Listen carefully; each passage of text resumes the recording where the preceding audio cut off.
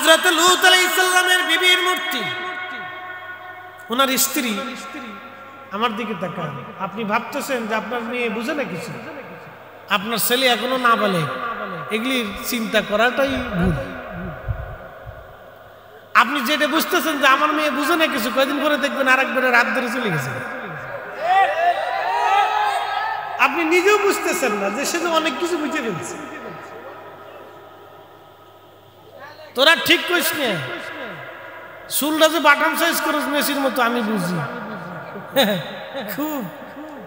Neymar Messi যে বাটাম চালান দিয়ে দিচ্ছে, মুরগা কাটিং দিছে, মুরগা কাটিং সারফেস দিয়ে কাইটে উপর দিয়ে এরকম ধাক্কা দিয়ে দিচ্ছে, যা দোসালা ঘরের মতো, এটার নাম দিছি মুরগা কাটিং।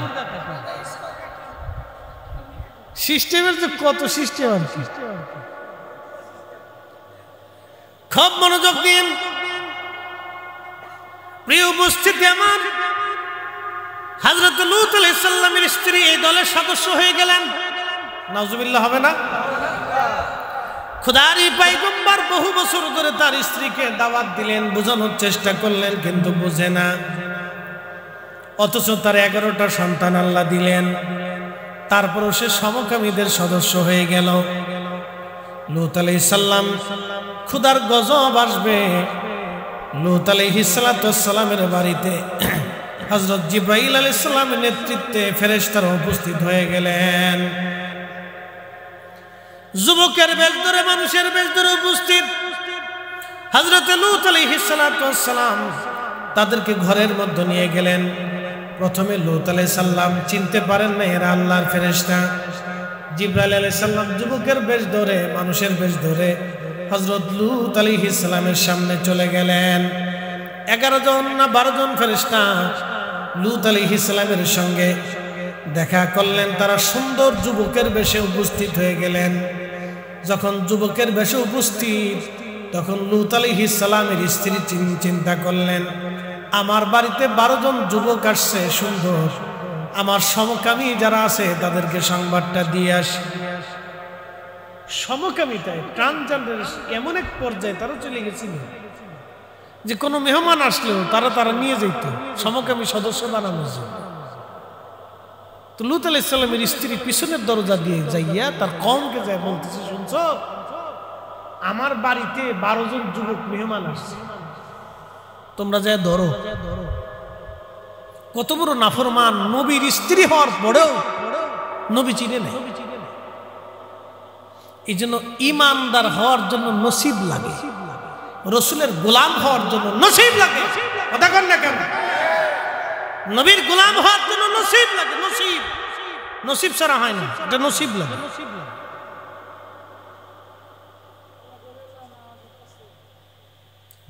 কথা কইস না, চুপ থাকতে। ওয়াজের ভিতরে কথা কইলে আমার মন অন্যদিকে যাবে। তোর তাবারক দিবেন বেশি করে, চুপ থাক, কথা কইস না।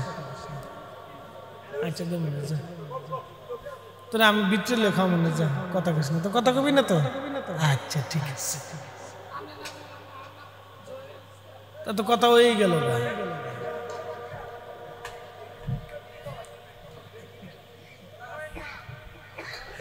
একটু ধরে সে বলে আল্লাহুম্মা সাল্লি আলা সাইয়্যিদিনা মাওলানা ওয়া আলা আলি সাইয়্যিদিনা।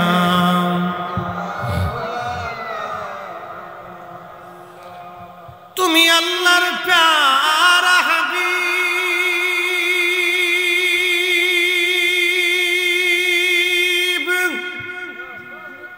তোমার তুলনা নাই কেউ, তোমার মতো আকাশ ভ্রমণ করে নাই কোনো পয়গম্বর। আল্লাহুম্মা জবান খুলে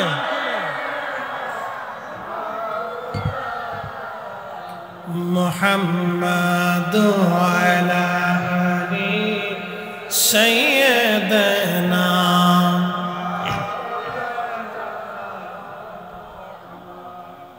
কুমিল্লার মুসলমান 12 জন যুবক দেখে লূত আলাইহিস সালামের কওম এসে দরজায় কড়া নাড়ায় বললেন, লূত দরজা খোলো। লূত আলাইহিস সালাম বললেন, না, দরজা খোলা যাবে না। ওরা ডাক দিয়ে বলল, লূত রে, তোমার বাড়িতে 12 জন যুবক আসছে, ওদেরকে আমাদের কাছে দিয়ে দাও, আমরা তাদেরকে সমকামীর সদস্য বানাবো। চিন্তা করতে পারছে কতটা জাতি অন্ধকারে নিমজ্জিত হয়েছে। হাজরাতে লূত বললেন, না, তা হবে না, ওরা আমার মেহমান। মেহমান আমার বাড়ি থেকে তোমাদের কাছে কোনো মতেই যেতে পারে না। আমার জীবন থাকতে আমি আমার মেহমানকে কষ্ট দিতে পারবো না। নবীজির আদর্শ হলো, আপনার বাড়িতে যদি কোনো মেহমান আসে তাকে সর্বোচ্চ নিরাপত্তা আপনাকে দেওয়া লাগবে। সে যদি হিন্দু হয়, বৌদ্ধ হয়, কাফেরও হয়, তারপরও মেহমান যদি আপনার বাড়িতে হয় তাকে নিরাপত্তা দিতে হবে, তাকে সম্মান করতে হবে, তার অসুবিধাগুলি আপনাকে দেখতে হবে, তাকে সমাদর করতে হবে। এটা রাসূলুল্লাহর তরিকা। যে মেহমানকে সম্মান করে না সে আখিরাতে বিশ্বাসী হতে পারে না। আল্লাহ রাসূল বললেন, আমার উম্মত, তোমরা যদি আখিরাতে বিশ্বাসী হও তাহলে মেহমানকে তোমরা সম্মান করবা। লূত আলাইহিস সালাম বললেন, আমার কওম, ওরা আমার মেহমান, কোনো মতেই তোমাদের হাতে আমি দেব না। ওরা দরজা ভাঙার জন্য চেষ্টা করতে লাগলো। লূত আলাইহিস সালাম দরজা শক্ত করে লাগাইলেন। ওরা চেষ্টা করতেছে দরজা ভাঙার জন্য। এমন একটা পর্যায়ে দরজা একবারে দুর্বল হয়ে গেছে। লূত আলাইহিস সালাম পেরেশান হয়ে গেলেন, চিন্তায় পড়ে গেলেন, এত মানুষের সঙ্গে আমি একা কি করে লড়াই করব। তখনই জিবরাইল আমিন ডাক দিয়ে বলেন, আল্লাহর নবী, আপনি চিন্তা করবেন না, আমি মানুষ না, আমরা সবাই ফেরেশতা। আল্লাহু আকবার। আপনি চিন্তা করেন না, আমরা ফেরেশতা। আমি জিবরাইল আমার সাথে সহযোগী ফেরেশতা। রব্বে কারীম পাঠিয়েছেন আপনার জাতিকে ধ্বংস করে দেওয়ার জন্য। নবী,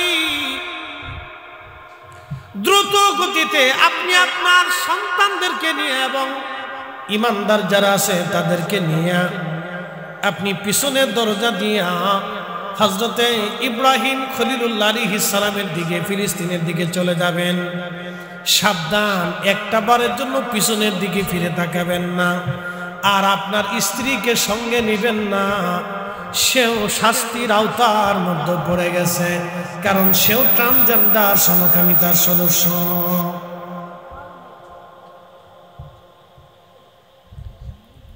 হযরত লূত আলাইহিস সালাতু ওয়াস সালাম তার কন্যা ইমানদারদেরকে নিয়ে রওনা হয়ে গেলেন তার স্ত্রীকে রেখে। জিবরাইল বললেন, হুজুর, একটা বারের জন্য পিছনে আপনি তাকাবেন না, সোজাসুজি আল্লাহর খলিল ইব্রাহিম আলাইহিস সালাম আপনার চাচার কাছে আপনি চলে যাবেন। হযরত লূত আলাইহিস সালাম ইমানদারে নিয়ে তার মেয়েদেরকে নিয়ে রওনা হয়ে গেলেন। আর তার স্ত্রী পড়ে রইল। সেই স্ত্রীর সেই মূর্তিটা এখনো বাহারে মায়েতের সাথে লাগানো আছে, জর্দানের বাহারে মায়েতের সাথে সেই মূর্তিটা এখনো আছে হাজার হাজার বছর। একসাথে জোরে বলা যাবে কি আল্লাহু আকবার। আজও হাজার হাজার বছর আল্লাহ লূত আলাইহিস সালামের সেই স্ত্রীকে পাথরের মূর্তি বানায় রাখলেন। হাজার হাজার বছর আল্লাহ রেখে দিয়েছে। কি ধ্বংস, কি অভিশাপ, কত বড় গজব আল্লাহ পাক তাদের উপর নাজিল করলেন যে সমূলে সমস্ত জমিনটাকে আল্লাহ একটা চাপা দিলেন জিবরাইলের পাখা দিয়ে। একটা সাগর বানিয়ে পানি হয়ে গেল, লোনা হয়ে গেল। এতই গজব যে যুগ যুগ ধরে হাজার হাজার হাজার হাজার বছর ধরে সে পানি শুকায়ও না, ওভাবেই থাকে। আমরা যে পরিমাণে অন্যায় করি, আল্লাহর পাথর আসার কথা বৃষ্টির বদৌলতে, বৃষ্টির বিপরীতে পাথর পড়ার কথা। বৃষ্টি হওয়ার চাইতে উত্তপ্ত অগ্নিকুণ্ড পৃথিবীতে আসার কথা। যে পরিমাণে অন্যায় আমরা করি, যে পরিমাণে অন্যায় আমরা করি, খোদার গজব আমাদের আসার কথা। এদেশের হাজার হাজার হাজার হাজার মানুষ, হাজার হাজার মানুষ তার জমি ফিরে পায় না। ক্ষমতা যার, সম্পদ তার, অধিকার তার, অনেকে আছে জমিন পায় না, জমিন দখল নিতে পারে না, কিন্তু বাপের ভিটা তার কোনো দখল পায় না। এগুলি এক ধরনের জুলুম। ভাই তার জমিন বুঝায়, বোনরা জমিন বুঝায় দেয় না। এতিম ভাতিজারা চাচার কাছ থেকে জমি পায় না, ভাতিজা কর্তৃক চাচা আক্রান্ত হয়, সন্তান কর্তৃক বাবাকে পিটানো হয়। এদেশের হাজার হাজার যুবক বাবাকে মারে, মাকে মারে, সহ্য করতে না পারে বৃদ্ধ বাবা তার সন্তানকে মেরে ফেলে দেয়।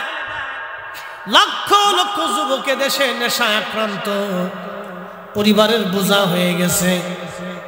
নিশ্চিন্ন ভাবে, নীরব ভাবে বাবা প্রতিনিয়ত যুবক কর্তৃক নির্যাতিত হয়, একটা মা অত্যাচারিত হয়। অনেক মা বলতে পারে না, অনেক বাবা বলতে পারে না। এগুলি নীরব অন্যায়, অনেক বড় জুলুম। বৃষ্টির বিপরীতে পাথর আসার কথা, কিন্তু আল্লাহ এখনো পাথর দেন নাই, কারণ আমার রসুলের দোয়া। শুধুমাত্র আল্লাহ রসুলের দোয়া, আল্লাহ তার নবীর সাথে ওয়াদা করছে, হাবিব আমি সমূলে ধ্বংস করে দেব। উন্নত বিশ্বগুলি যদি চান বিয়ে করার আগে বাচ্চা হয়, তাহলে বাচ্চার পরিচয় কি? বিয়ের আগে হচ্ছে নাম দিছে গার্লফ্রেন্ড আর বয়ফ্রেন্ড, আমি নাম দিছি কুত্তা ফ্রেন্ড। কথা কর না, জোরে বলেন। বাংলাদেশে এগুলি হচ্ছে, নাম দিছে গার্লফ্রেন্ড বয়ফ্রেন্ড। কয়দিন আগে পাকিস্তানের এক শিল্পী এসে বেডিরা মাইয়া গুলিয়া জিন্সের প্যান্ট পরে, শার্ট গায়ে দিয়ে, টি শার্ট পরে, যত গেঞ্জি আছে আর জিন্সের প্যান্ট আছে সব মায়েরা দখল করে নিয়ে চলে যেতেছে। কয়দিন পরে যে আল্লাহ কি হয়ে যায়, বেডিরা শেষে বেড়াকে জাঙ্গে পর্যন্ত নিয়ে যায় কিনা চিনতে আছে। কি অবস্থা চলতেছে। মেয়েরা পুরুষের জিন্সের প্যান্ট লয়ে গেছে, প্যান্ট লয়ে গেছে, গেঞ্জি লয়ে গেছে, টি শার্ট লয়ে গেছে, ক্যাপ লয়ে গেছে। তো ওরা লুঙ্গিটা লয় না কে? লুঙ্গিটা লয়ে গেলে তো সারে যা লয়ে যা।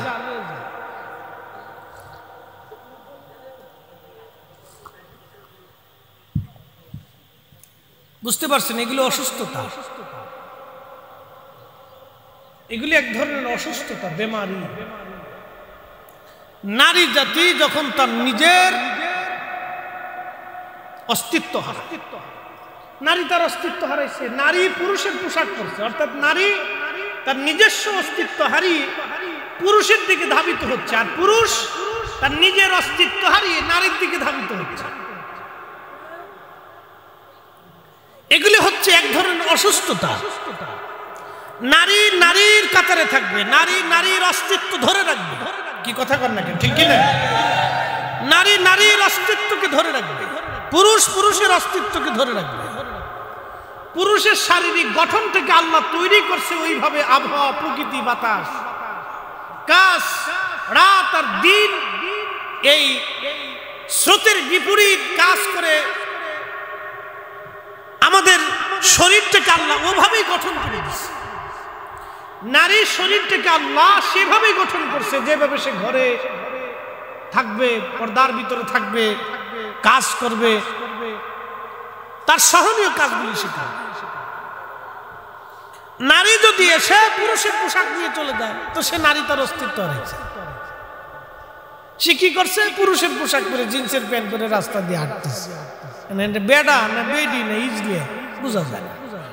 ইজলেদেরও একটা পরিচয় আছে। কি কথা কর নাকি, আছে না? ইজলে যারা, তারাও কিন্তু তাদের পরিচয়ের মধ্যে থাকে। তারা কিন্তু কখনো দেখবেন না ওরা জিন্সের প্যান্ট পরে রাস্তা দিয়ে হাঁটে না, কিন্তু ওরা ওদের পরিচয়ের মধ্যে থাকে। ওরা ওরা পরিচয়ের ভিতরে আইসে দেখবেন একটা হাতে থাকুক দেখে 10টা টাকা দেয়। ওরা ওদের পরিচয়ের মধ্যে থাকে। নারী এখন চলে আসছে পুরুষের কাতারে, পুরুষ চলে যেতেছে নারীর কাতারে। পৃথিবীটাকে কোন সিস্টেমে চলে যাচ্ছে? তো বৃষ্টির বদলতে তো খোদার গজব আসার কথা ছিল, পাথর পড়ার কথা ছিল, কিন্তু এখনো পড়ে নাই। কারণ কি? আমার রসুলের দোয়া। একসাথে বলবেন আল্লাহু আকবার।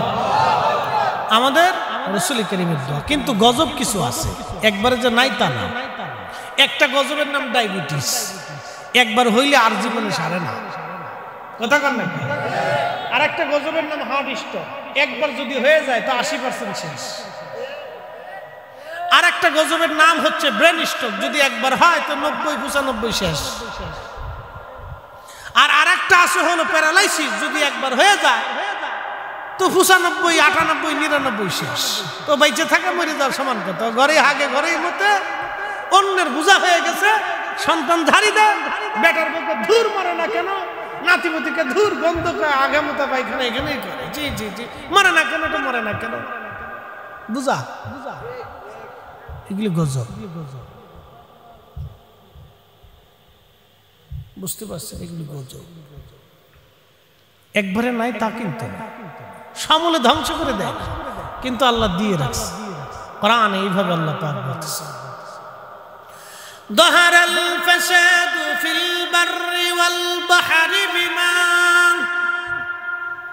كسبت أيدي الناس ليذيقهم بعد الذي عملوا لعلهم يرجعون।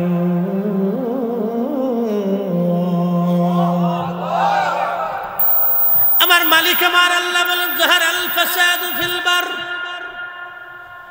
স্থলের মধ্যে বিপর্যয়, জলের মধ্যে বিপর্যয়, জমিনে বিপর্যয়, মুসিবত, এইগুলি আমি আল্লাহ চাপাই দেই না। তোমাদের আমল, তোমাদের কর্মের কারণে এইগুলি আমি আল্লাহ তোমাদের উপরে দিয়ে দেই। লাআল্লাহুম ইয়ারজিউন, যাতে তোমরা আমি আল্লাহর দিকে ফিরে আসো, সেই জন্য আমি এই গজবগুলি তোমাদের উপরে চাপাই। তুমি আল্লাহর দিকে ফিরে আসো। ডায়াবেটিসের রোগী যারা ঠিকই কিন্তু ভোর রাতে উঠে, হ্যাঁ আমার দিকে তাকান, মন খারাপ করার কিছু নেই। ডায়াবেটিসের রোগী যারা ঠিকই কিন্তু ভোর রাতে উঠে, কি কথা কন না কেন? আর যে একবার হার্ট স্ট্রোক করছে, হেও চিন্তা করে যে আমি যে কোনো সময় ডেড, মরে যাব। ওই হার্ট স্ট্রোক করার পরে তখন তসবিহ তুলে এলা, সুবহানাল্লাহ সুবহানাল্লাহ সুবহানাল্লাহ সুবহানাল্লাহ সুবহানাল্লাহ সুবহানাল্লাহ সুবহানাল্লাহ। আর ব্রেন স্ট্রোক হয়ে যখন এক পাশ পড়ে যায়, তখন ফ্যাটফ্যাট করতে মাফ করে দে, হ্যাঁ কথা কর না কেন? লাআল্লাহুম ইয়ারজিউন, তোমরা যাতে ফিরে আসো এই জন্য আমি চাপাই দিই। আমি চাপাই না, তোমরা দুহাতের রুজি করো, আমি আল্লাহ দিয়ে দিই। কোরআনে কোন শব্দই মিথ্যা, কোন শব্দের ভিতরে ত্রুটি নেই, কোন শব্দের ভিতরে খাতা নাই, কোন শব্দের ভিতরে সন্দেহ নাই। কোরআনে যা বলছে আল্লাহ এটাই ঠিক, বুঝে যায়। প্রিয় উপস্থিতি আমার, খুব মনোযোগ দিয়ে কথাগুলি বুঝে যাবেন। কওমে লূতকে আমার আল্লাহ পাক সমূলে ধ্বংস করে দিলেন একসাথে। আল্লাহর নবীর চিন্তা আরাম, আমার উম্মত তো এরকম অনেক গুনাহ করে ফেলবে। দেখেন আজকে আপনি আমেরিকার দিকে যদি তাকান, জাপানের দিকে যদি তাকান, উন্নত বিশ্বগুলির দিকে যদি তাকান, তাদের অনেক পরিমাণ, অনেক অনেক অর্থনীতি, বিরাট বড় বড়। দুবাইয়ের দিকে যদি তাকান, দুবাই শহরে একটা হোটেল আছে, নাম বুর্জ খলিফা নাকি বুর্জ খলিফা। এই খলিফার ভিতরে এক রাত্রে যদি কাটান 30 লক্ষ টাকা লাগে বাংলাদেশের। এক রাতে 30 লাখ, তাহলে বুঝতে পারছেন ওখানে কি আছে। ওই রাতটা আপনি কি পাবেন এমন বুঝেন। তাহলে পাথর পড়ার কথা ছিল বৃষ্টির বদলতে। কি কথা কর না? আমি ভাঙ্গি চুরে তো বলতে পারবো না, আমি তো আলেম। আপনাকে বুঝতে হবে যে 30 লক্ষ টাকা একটা রাত একটা হোটেলে কাটাইলে বাংলাদেশের 30 লক্ষ টাকা লাগে। তো 30 লক্ষ টাকা যে আপনি দিবেন, সে কি পাবেন? আপনি যাহা পাবার তাহা পাবেন। তাহলে সেইখানে তো গজব পড়ার কথা। কি কথা কর না? সেইখানে তো পাথর পড়ার কথা, অগ্নি নিক্ষেপ হওয়ার কথা ছিল। ওই জমিনটাকে তো আল্লাহ মাটির নিচে ধসিয়ে দেওয়ার কথা ছিল, কিন্তু বৃষ্টি দিচ্ছে।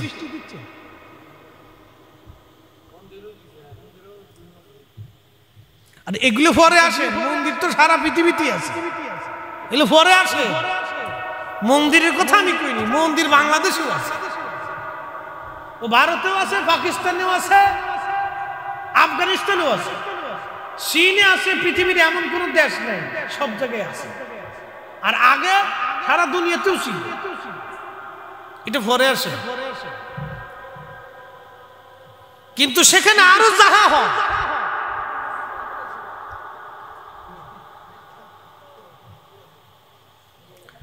প্রিয় উপস্থিতি, খোদার গজব আসার কথা ছিল, কিন্তু আল্লাহ এখনো বৃষ্টি দেন। বাংলাদেশে আমরা যে পরিমাণে অন্যায় করি, যে পরিমাণে অন্যায় করি, দেখেন তো বাংলাদেশে লক্ষ লক্ষ মানুষ আছে ঘুষখোর, লক্ষ লক্ষ ঘুষখোর। না না, আমার দিকে তাকান, আমি মিথ্যা কথা বলতেছি না। লক্ষ লক্ষ মানুষ আছে ঘুষখোর। এই ঘুষ করেই মসজিদ বানাইতেছে, এই ঘুষ করে আবার হজে যা, এই ঘুষ করে কুরবানি দেয়। আচ্ছা, ঘুষের টাকা দিয়ে গরু কুরবানি করা আর শুয়োর জবাই দেওয়ার ভিতরে তফাৎ কি? কথা বুঝেন নাই মনে হয় আমার? শুয়োরের গোশত হালাল না হারাম? ওটা জবাই যদি বিসমিল্লাহ দিয়েও দেন তাও হারাম। কথা ঠিক কিনা? আপনার হালাল টাকা দিয়ে যদি শুয়োর কিনে এনে জবাই দেন তাও কি? কথা কর না কেন? তাও কি হারাম? আপনার হালাল টাকা দিয়ে শুয়োর আইনে বিসমিল্লাহ জবাই দিলে কি হবে? জনে বলেন, একসাথে বলেন, কি হবে? আপনার ঘুষের টাকা দিয়ে গরুর গোশত গরু কিনে আইনে বিসমিল্লাহ জবাই দিলে কি হবে? তফাৎ। আমি কি খারাপ কিছু কইছি? তফাৎ। দুটোই হারাম, দুটোই নিষিদ্ধ, দুটোই নিষিদ্ধ। এরকম আছে বলে খাচ্ছে, তো খান, অসুবিধা নেই। কতদিন খাবেন? আল্লাহর কোরআন বলতেছে হাত্তা যুরতুমুল মাকাবির, কবর পর্যন্ত পাবা। এরপরে আর কি সুযোগ আছে? আর সুযোগ কোন পর্যন্ত? কবর পর্যন্ত। এরপর আর সুযোগ কোন সুযোগ, কারোই সুযোগ নেই। প্রিয় মুসলমান, খুব মনোযোগ দিয়ে কথাগুলি যদিও শক্ত শক্ত, কিন্তু আমাদের জীবনের জন্য বড় উপকারী। আপনি যদি আমেরিকার দিকে তাকান, উন্নত বিশ্বগুলির দিকে যদি তাকান, ওদের অধিক লোক ঘুষ খায় না। জান, আমরা মুসলমান, আল্লাহ হারাম করছে তারপরেও খাই। আপনি জানতে আমেরিকা, জাপানে, চীনে 1 টাকা ঘুষ দিতে পারেন কিনা? জানতো অস্ট্রেলিয়াতে, যান আপনি উন্নত বিশ্বগুলিতে, ইউরোপে, জানতো রাশিয়াতে, পারেন কিনা? যান আপনি ব্রিটিশে, ব্রিটেনে, কানাডাতে যান, পারেন কিনা? দেখেন, তাদের 100%-এর ভিতরে 90% লোক ঘুষ খাবে না, আর আমাদের 100%-এর 90% খায়। অথচ আমরা মুসলমান, আর ওরা খ্রিস্টান, ওরা ইহুদি, ওরা বৌদ্ধ, ওরা নাসারা, ওরা কেউ ধর্ম মানে না, কিন্তু ঘুষ খাবে না। আচ্ছা, আপনাদেরকে আরো কিছু কথা বলি, জবাব দিবেন। যিনি কলায় ফরমালিন দেয় সে কি মানুষ? যে আমে, ফলে, কাঁঠালে ফরমালিন দেয় সে কি মানুষ? যে তরমুজের ভিতরে ইনজেকশন দিয়ে তরমুজ মিষ্টি বানায়, তরমুজ বেচে, এটা মানুষ। যে বিরিয়ানির ভিতরে, খাবারের ভিতরে ওষুধ দিয়ে খাবারটাকে টেস্ট বানাইয়া মানুষের কিডনি নষ্ট করে, কি মানুষ? রক্ত নষ্ট করেও কি মানুষ? এটা আমাদের দেশে হচ্ছে, কিন্তু উন্নত বিশ্বগুলিতে যায় দেখেন তো আপনি পান কিনা। অথচ ওরা কাফের, ওরা খ্রিস্টান, ওরা বৌদ্ধ, ওরা ইহুদি, ওরা অন্য ধর্মের, আবার কেউ আছে ধর্মই মানে না, নাস্তিক, কিন্তু খাবারে বিষ দিবে না, 1 টাকা ঘুষ খাবে না, অন্যায় ভাবে কারো জমিন দখল করবে না, অন্যায় ভাবে কারো মাল নিয়ে যাবে না, অন্যায় ভাবে কারো সম্পদ নিয়ে যাবে না। তাহলে চিন্তা করুন তো আমাদের থেকে তাদের তফাৎটা কতটুকু। আমি তুলনা বুঝাচ্ছি আপনাদেরকে। অথচ সেই পরিস্থিতিটা আমাদের হওয়ার কথা ছিল, কারণ আমরা রাসূলের উম্মত। নবী জীবনে কোনোদিন একটা মিথ্যা বলে না, রাসূল জীবনে কোনোদিন একজনকে অন্যায় ভাবে একটা ধমক দেন না। আমরা সেই নবীর উম্মত যার চরিত্রে 63 বছরের জীবনে চুল পরিমাণ কোনো আইব নাই, ত্রুটি নাই। কথা বলেন না কেন? ঠিক না বেটা? আমরা সেই নবীর উম্মত। কিন্তু দুঃখের বিষয় হচ্ছে আমরা সেই রাসূলের চরিত্রকে আমাদের জীবনে আনতে পারি না। যা ব্যক্তিগত পর্যায়ে, সামাজিক পর্যায়ে, রাষ্ট্রীয় পর্যায়ে, কোনোভাবে আমরা এখানে ব্যর্থ হয়েছি। আমরা ব্যর্থ এখানে। প্রিয় উপস্থিতি, এই জন্য আমাদেরকে এই সেমিনারগুলি বেশি প্রয়োজন। অনেকে বলে এত ওয়াজ দিয়ে কি হবে, হেদায়েত তো হয় না। হয়, হেদায়েত আমরা করি না, হেদায়েত যিনি করেন তিনি আসমানের মালিক। কথা ঠিক কি না? হেদায়েত হয় না তা কিন্তু। প্রিয় উপস্থিতি, আমার অনেক কথা আপনাদেরকে নিয়ে বলে ফেললাম যেগুলো আমাদের জন্য অত্যন্ত উপকারী। এই জন্য আমাদেরকে মানুষ হওয়া লাগবে। খোদা গজব দিতেন কিন্তু গজব দেন না আমার রাসূলের কারণে। এজন্য আমি মাঝে মধ্যে বলি, সিন্নি খাইছো মোল্লা চিনো নাই, সিন্নি খাইছো মোল্লা চিনো নাই,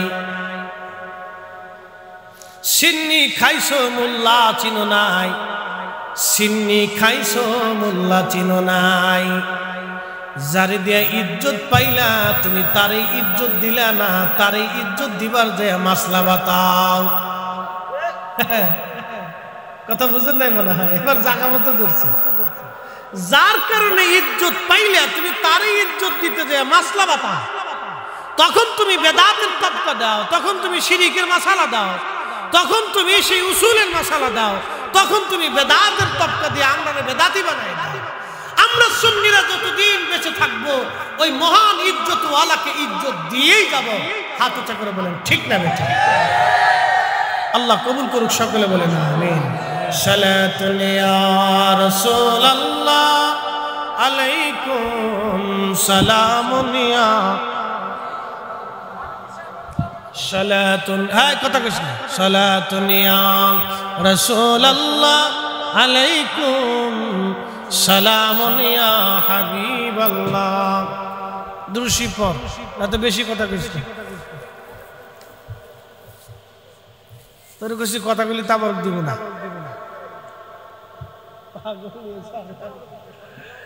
আচ্ছা, আমরা যারা বাহিরে আছি সবাই ভিতরে চলে আসি।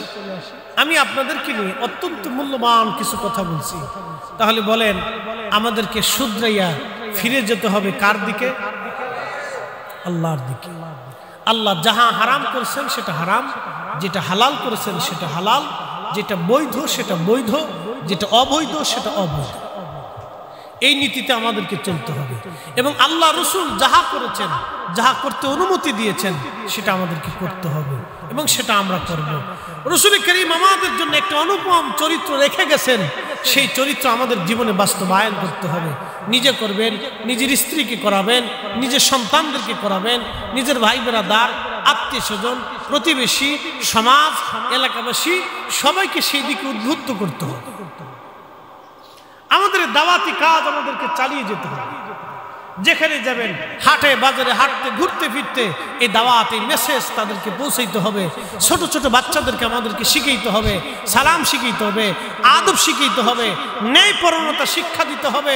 এই ছেলে ভবিষ্যতে যাতে বড় হয়ে এই ন্যায়ের উপরে সে প্রতিষ্ঠিত হয়ে ওঠে, এই ন্যায়টা তাকে শিখাইতে হবে। প্রিয় মুসলমান, আমার প্রিয় উপস্থিতি আমার, খুবই মনোযোগ দিবেন। যেই কথাগুলি বলছিলাম আমার আলোচনার একেবারে শেষ প্রান্তে চলে আসছি। আমরা পৃথিবী থেকে একদিন অবশ্যই কবরে চলে যাব, কেউ আমরা বেঁচে থাকবো না।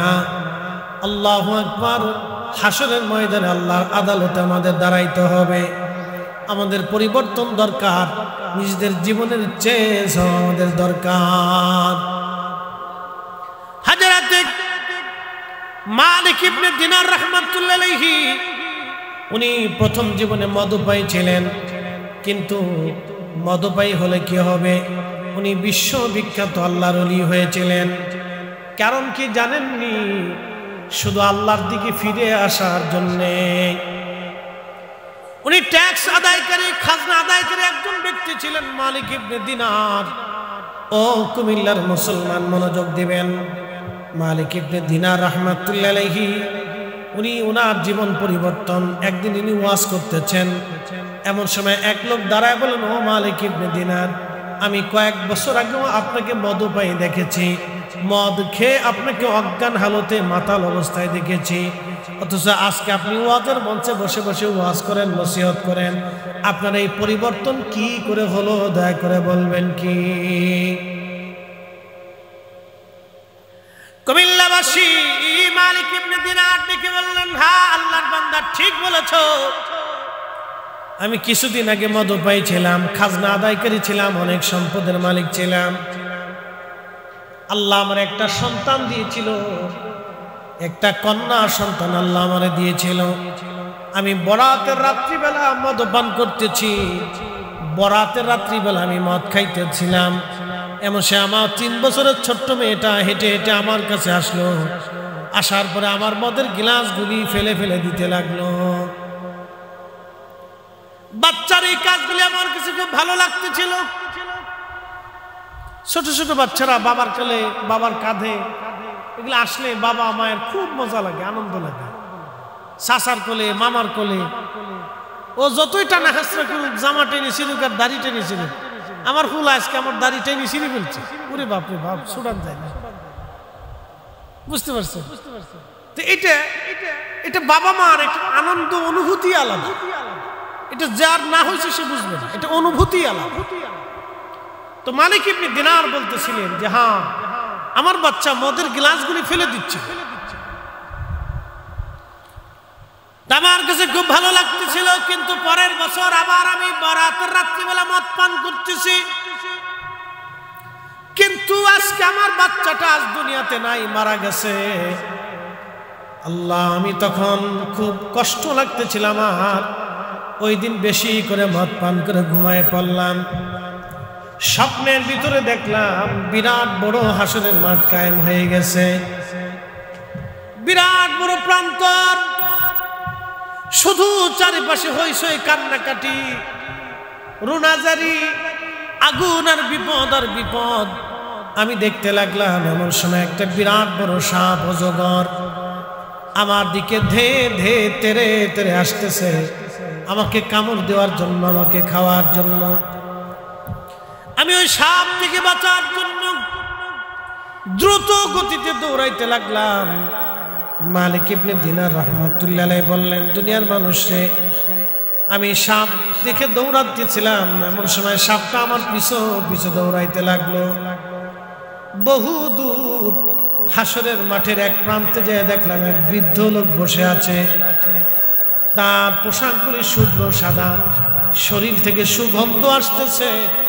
এই দৃশ্যখানা দেখার পরে আমি বৃদ্ধ লোকের কাছে যাই বললাম, আল্লাহর বান্দা, বিরাট বড় অজগর আমার দিকে তেরে তেরে আসতেছে, আমাকে ভক্ষণ করার জন্য, মেরে ফেলে দেওয়ার জন্য আপনি আমাকে সাহায্য করেন।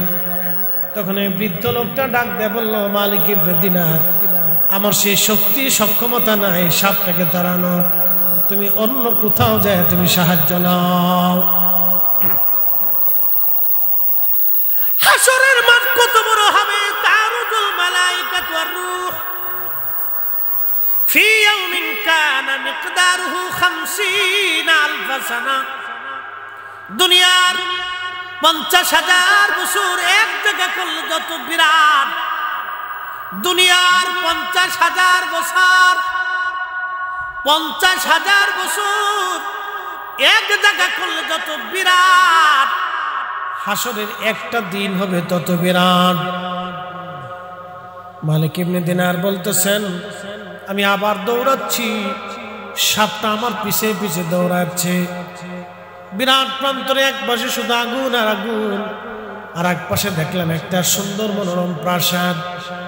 আমি প্রাসাদের দিকে দৌড়াচ্ছি, লক্ষ্য করলাম প্রাসাদের মধ্যে মণিমুক্তা জমরদ আর সোনা দিয়ে দামি দামি পাথর দিয়ে সুন্দর প্রাসাদ জান্নাত বানানো। ছোট ছোট বাচ্চারা ওই জান্নাতের মধ্যে হইচই করে খেলাধুলা করে, আর ফেরেশতারা পাহারা দেয়। আমি দৌড়াইয়া ওই ঘরের দিকে যাচ্ছিলাম, এমন সময় পাহারাদার ফেরেশতা ডাক দিয়ে বলল, হে বাচ্চারা, তোমরা বের হয়ে আসো। একজন ব্যক্তিকে সাপে দাবড়াচ্ছে মনে হয়, সেই দিকে ছুটে আসতেছে। এই প্রাসাদে জান্নাতে তার বুঝি কোনো আমানত আছে? কোন আমানত বুঝি তার আছে? আমি এই প্রাসাদের কাছে দৌড়ে যাওয়ার পরে দরজা খুলে দেওয়া হলো। এমন সময় বাচ্চারা দৌড়ে আসছে। লক্ষ্য করে দেখলাম আমার ছোট্ট মেয়েটা, 3 বছরের যেই মেয়েটা মারা গিয়েছিল, সেই মেয়েটা দৌড়ায় আমার সামনে চলে আসলো। আর ওই সাপটা আমার পিছু পিছু, মেয়েটা সাপটাকে ধরতে গেল, সাপটা পালিয়ে চলে গেল। আমি মনোরম প্রাসাদের মধ্যে বসে পড়লাম। মেয়েটা আমার কোলের মধ্যে বসে আমার দাড়িটা ধরে ধরে, বাবা মা, মেয়েটা চুল দাড়ি ধরে টানলো আর বলল, আব্বু, এখনো কি তোমার সময় হয় নাই? তওবা করে আল্লাহর দিকে তুমি ফিরে আসবা। ও বাবা, তোমার কি এখনো সময় হয় নাই? তুমি তওবা করে আল্লাহর দিকে ফিরে আসবে। আমি বললাম, মারে, তুমি কি বলবা? হাসরের মাঠে এত বড় সাপ, কিসের সাপ? কেন আমাকে দাবড়াইলো? মেয়েটা বলতেছিল, আব্বা জান, এই সাপটা হলো আপনার পাপ। আপনি জীবনে যত অন্যায় করেছেন, এই পাপটাকে আল্লাহ সর্পে পরিণত করে আপনাকে শাস্তি দেওয়ার জন্য আপনার পিছনে তাড়া করেছিল।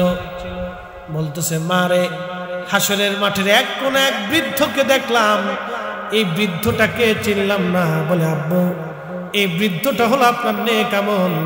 আপনি আপনার নেক আমলটাকে দুর্বল বানাই দিয়েছেন, যার কারণে বৃদ্ধ নেক আমল আপনার উপকার করতে পারে নাই। বলল, মা, বিরাট মনোরম প্রাসাদ জান্নাত কাদের জন্য?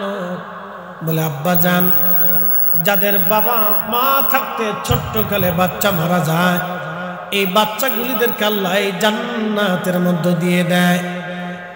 আমরা এই জান্নাতের মধ্যে খেলাধুলা করি, আনন্দ করতে থাকি, আল্লাহ আমাদেরকে লালন পালন করে জান্নাতে। আব্বা জান, এই সন্তানদের ব্যাপারে যদি ওই বাবা মা ধৈর্য ধারণ করে, তাহলে আমার মালিক কিয়ামতের ময়দানে এই সন্তানদেরকে বাবা মার সুপারিশকারী হিসেবে বানায় নেয়। একবার জোরে বলা যাবে আল্লাহু আকবার। ডাক দে বলতেছে, আব্বা জান, যার কারণে আপনার কঠিন বিপদে আজকে আমি আপনার কাজে লাগলাম। বাবা গো, তবে এখনো কি সময় হয় নাই? আপনি আল্লাহর দিকে ফিরে আসবেন। আব্বা জান, তাড়াতাড়ি তওবা করে আল্লাহর দিকে ফিরে আসেন। আপনি নেশা করবেন না, অন্যায় করবেন না, আর জুলুম করবেন না। মালিক ইবনে দিনার বললেন, আমি ঘুম ভেঙে গেল আমার। ওই সময় খোদার দরবারে তওবা করলাম, গোসল করে পাক সাফ হয়ে তওবা করে আমার যত সম্পদ ছিল পরের দিন সব আল্লাহ রাস্তায় দান করে দিলাম। একবারে নিঃস্ব নিঃসম্বল হয়ে আল্লাহ পথে বের হয়ে গেলাম আল্লাহ পাওয়ার জন্য। জীবনে এত পরিমাণে তিনি রিয়াজত করেছিলেন, আল্লাহু আকবার।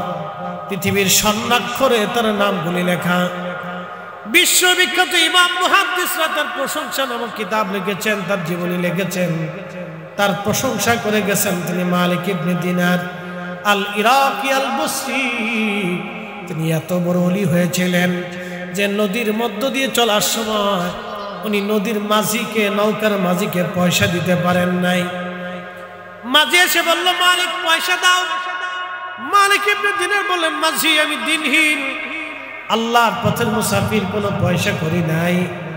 মালিক ইবনে দিনারকে মাঝি ডাক দেয়, বলল যদি পয়সা দিতে না পারো ঘাট ধাক্কা দিয়ে তোমাকে নদীর মধ্যে আজকে ফেলে দেব।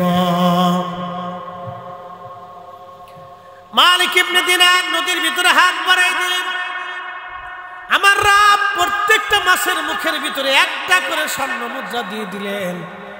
এই স্বর্ণ মুদ্রাগুলি নিয়ে হাজার হাজার মাছ নৌকার চারপাশে ঘুরে, মাছগুলি পানির উপরে মুখ লাগাইয়া স্বর্ণের টুকরাগুলি নিয়ে, দিনারগুলি নিয়ে মাছ ঘুরে।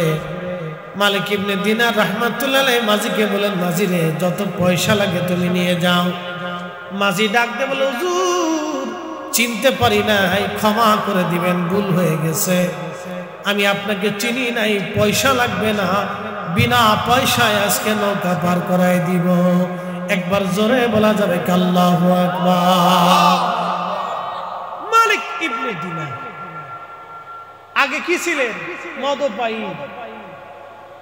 আগে কি ছিলেন? মদপায়ী, নিকৃষ্ট।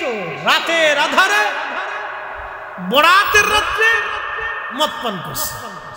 কতটা খারাপ লোক, তওবা করে আল্লাহর দিকে ফিরে আসছে। শুধু ফিরে আসে নাই, ওলি হয়ে গেছে। একসাথে বলবেন আল্লাহু আকবার। আমাদেরকে আল্লাহর দিকে ফিরে আসতে হবে, আল্লাহর দিকে আমাদেরকে ফিরে আসতে হবে।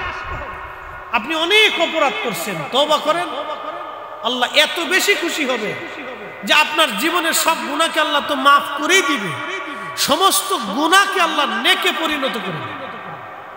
না না হয় না, আস্তে যেমন সুবহানাল্লাহ কইছেন মনে হয় যে তাবারক জীবনে পাবেন না।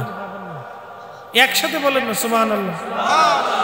আবার বলি, আপনি যখন তওবা করে আল্লাহর দিকে ফিরে আসবেন, তখন আল্লাহ কি করবে? আপনার গুনাহটাকে আল্লাহ নেকে পরিণত করে দিবে। তাহলে এই দয়াবান আল্লাহ, উনি আল্লাহ, তাহলে উনার দিকে ফিরে আসতে হবে। যদি ফিরে আসতে পারেন তাহলে কাজে লাগে। এই জন্য আল্লাহ বলছেন, আমি তোমাদেরকে লাআল্লাহুম ইয়ারজিউন, যাতে তোমরা ফিরে আসো আমি আল্লাহর দিকে। এই জন্য কিছু গজব গজব ছাপাই দিই।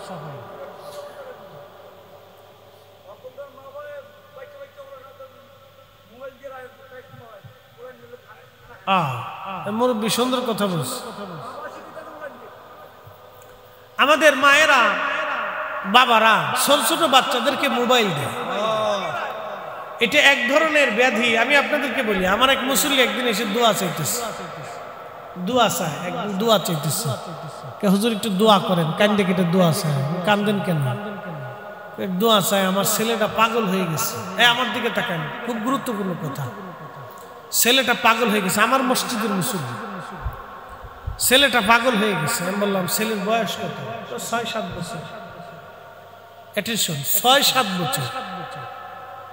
আমি বললাম, 6-7 বছরে একটা বাচ্চা পাগল হয়ে গেল, মেন্টালিটি সমস্যা, কি কারণে? বেশিরভাগ সময় মোবাইল টিপার কারণে। আমি আশ্চর্য হলো, তোরও ফিডাবো, তোর বউরও ফিডাবো। দোয়া, এটা দোয়া করে। আমি মানে আফসোস করতে লাগলাম, করলেন কি? নিজের হাত দিয়ে বাচ্চাটাকে মেরে ফেলে দিয়ে আপনি আমার কাছে এসেছেন দোয়া চাইতে। আমি দোয়া করে কি করব? আপনি নিজে হাতে আপনার সন্তানকে পাগল বানাইছেন। কোন ছোট বাচ্চার হাতে মোবাইল দিবেন না, ওর হাতে ক্রিকেট দিয়ে দেন, ফুটবল দিয়ে দেন, র্যাকেট দিয়ে দেন, ও খেলাধুলা করে। কখনোই ভুলেও বাচ্চাদের হাতে মোবাইল দিবেন না। মহিলাদেরকে সতর্ক করে বলতেছি, আপনার একটু স্টার জলসা জি বাংলা নাটক দেখার জন্য বাচ্চার হাতে মোবাইল, কার্টুন দিয়ে আপনি নাটক দেখতেছেন। লজ্জা করেন? আপনি মা হয়েছেন কেন? আপনার মতো ডাইনি, শয়তান, দুষ্ট, বেয়াদব দুনিয়াতে কেউ হইতে পারে না। কথা কর না কেন? ও নারী জাতির কলঙ্ক, ও নারী জাতির কলঙ্ক। ও মা হয়েছে কেন? ছোট বাচ্চাদের হাতে কখনোই মোবাইল দিবেন। 10, 12, 16, 17 বছর পর্যন্ত মোবাইল দিবেন। ওই এইচএসসি পাস না করা পর্যন্ত রাতে মোবাইল দিবেন না। আর এইচএসসি পাস করার আগে যদি মোবাইল আর মোটরসাইকেল দেন, তাহলে ওটা বেহায়া হয়ে যাবে। এইচএসসি পাস করার আগে যদি মোবাইল আর মোটরসাইকেল দিয়ে দেন তো ওইটা শেষ, ওইটার পাবেন না সহজে। এটা সতর্ক করার দায়িত্ব। এখন কোন বছরে নিবেন আপনি সেটা যার যার ফ্যামিলি শেষে বুঝবে। বৃদ্ধকালে বৃদ্ধাশ্রমে যাবেন সেটা তো আমাদের আর দোয়া করার কিছু নেই। পরে আইসা আর বুঝছি আর কথা বলা লাগবে না, এগুলো থেকে আমাদের সতর্ক হইতে হবে।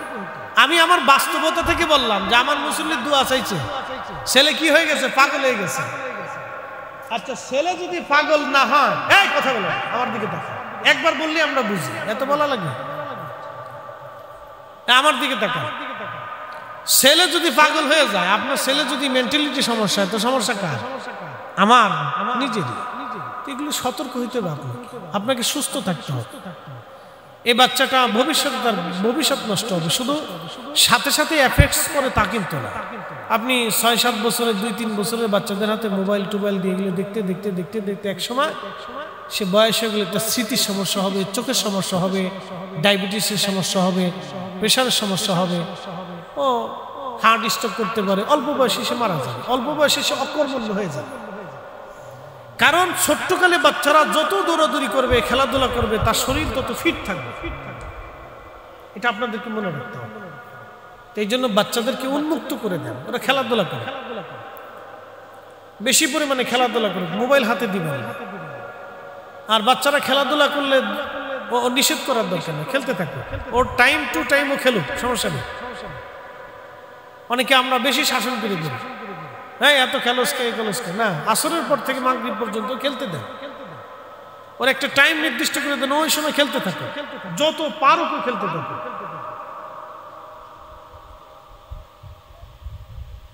এগুলো বুঝতে হবে আমাদের, শুধু আসলে গেলে হবে না, এগুলো আমাদের পারিবারিক জীবন। আল্লাহ আমাদেরকে এগুলি মেনে চলার তৌফিক দান করুন সকলে বলেন আমিন। আর বাচ্চাদেরকে খালি মোবাইল টোবাইল দিয়ে না, আদব কায়দা, সালাম কালাম এগুলি শিখায়। এই যে আমাদের শামীম রাজা আর তাহির, শামীম রাজাও জানে, ও তো সিলেট টিলেট অনেক মাহফিল করে, আমার সাথে কম করে না, অনেক মাহফিল করে মাশাআল্লাহ। তো সিলেটে যখন যাবেন ও জানে সিলেটের ছোট ছোট বাচ্চারা পর্যন্ত সালাম দেয়, ছোট বাচ্চারাও সালাম দেয়, একবার বৃদ্ধ থেকে ছোট পর্যন্ত সালাম দেয়, মেয়েরা মায়েরা এগুলো শিখায় বাচ্চাদের। আমাদের দেশে এগুলো খুব কম, আমাদের দেশে অনেক মায়েরা শিখায়, তোর দাদার আম গাছটা আম চুরি করে নিয়ে গেছে, কি মার মা হয়েছে চিন্তা করে, শিখেছি যা নিয়ে গে, চোর বানাচ্ছে চোর, হ্যাঁ ডাব চোর বানায়, আম চোর বানায়, কাঁঠাল চোর বানায়, পরে শেষে যখন নিজেরটা চুরি করে তখন হুজুরের কাছে চোর হয়ে গেছে, দোয়া করে কি করবেন, আপনি নিজে হাতে চোর বানাইছেন। এই জন্য আমাদেরকে এগুলো শিখতে হবে, আল্লাহ রসুলের আদর্শগুলি আমাদের সন্তানদের ভিতরে ঢুকাইতে হবে, কথা কর না ঠিক কিনা? ওরা মোবাইল দিয়ে বেহায়াপনা, অপসংস্কৃতি আমাদের বাচ্চাদের কলিজার মধ্যে ঢুকাচ্ছে, আর আমরা প্র্যাকটিক্যাল ভাবে আমাদের বাচ্চাদেরকে রসুলের আদর্শ শিখাবো। এটার নাম হলো মুসলমানি, এটার নাম হলো ইমানদারিত্ব, কথা কর না ঠিক কিনা? আমাদেরকে উল্টাটা শিখাইতে হবে, উল্টা একবারে রসুলের আদর্শের দিকে নিয়ে যেতে হবে। ওরা শিখাইতে চাবে অপসংস্কৃতি, আমরা রসুলের দিকে আমাদের বাচ্চাদেরকে দিয়ে দেব।